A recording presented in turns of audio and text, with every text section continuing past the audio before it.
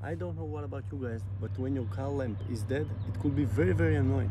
People in the road trying to help you and like, hey, your car lamp is dead, and you're like, yeah, I know, I'm going to fix it right now. So in today's video, I will show you how easy it to change your car lamp. Let's go.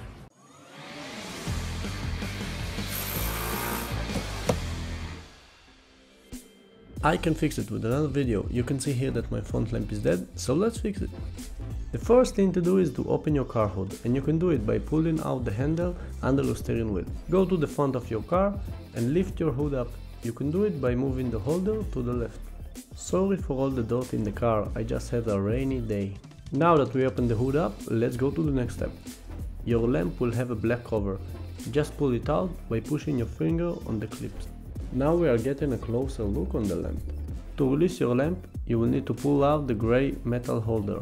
Then, just pull out the lamp home. Thank you for watching so far. If you like this content and want to see more guys like this one, don't forget to subscribe.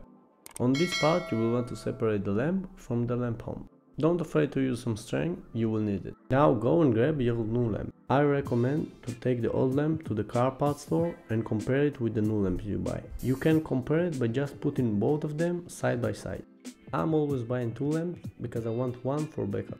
Let's install our new lamp. Just connect it to the lamp home. It have only one way, so you can't put it wrong. It should fit very easily. Don't try to use any string.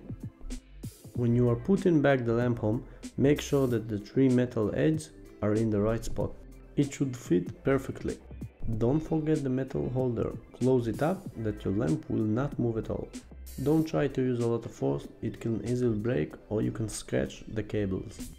Gently shake your lamp home to ensure that you close it good.